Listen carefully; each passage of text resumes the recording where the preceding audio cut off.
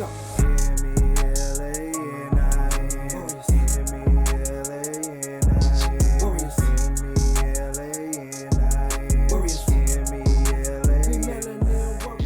What's going on, y'all? It's your boy KC Fowler, one half of the Fowlers podcast, host of the Melanin Warriors podcast, bringing you yet another amazing Melanin Warrior. Today we're talking about Samori Toure. So let's go ahead and jump into this one.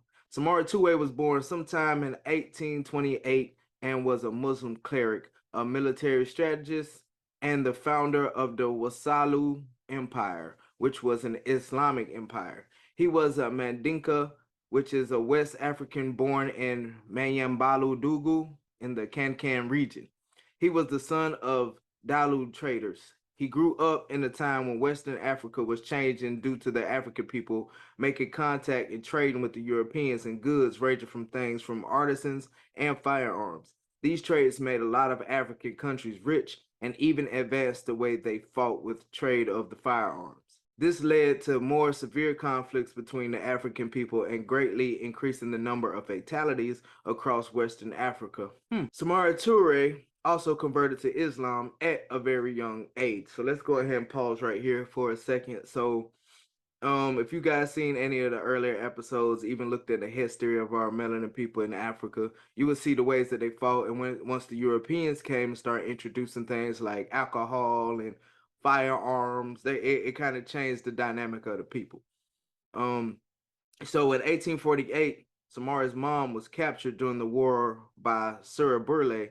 His love for his mother was so great that he decided to trade himself for his mother.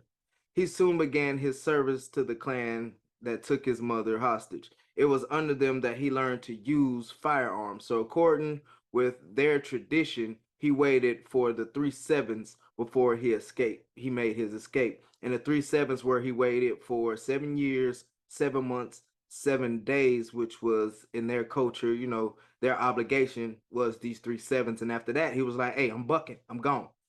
He joined the Barete army, which were the enemies of his captors for 2 years until he finally rejoined his people, the Kamara, named Keletegu or war commander at Dala in 1861. It was there that he took an oath to protect his people against both clans that he previously had ties to and the Europeans.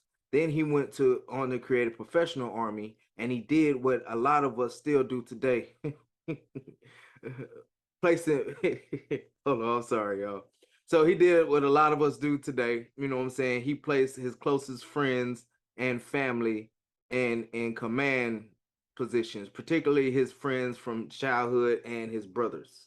So in 1864, when the founder of Tukalar Empire that controlled the upper Niger River, El Hajj Umar Tal, died, his state lost power and generals were fighting to create states of their own.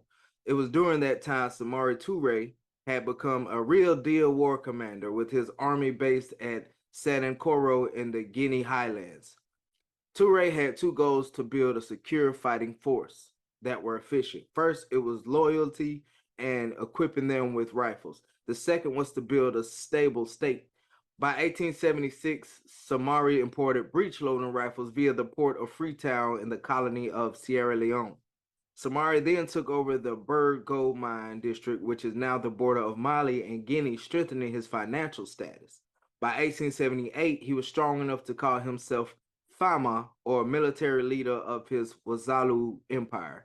He made Bisandugu, or Bisandugu, his capital city and began political and commercial exchanges with the neighboring Tukalar territory. So this is part 1. Yes, there's going to be more than one part because this is an amazing story about an amazing Melanin warrior and ruler Samori Toure, a truly perceptive leader who preserved and began to establish his own empire while trading with the Europeans to try and keep up with their technological advances in warfare.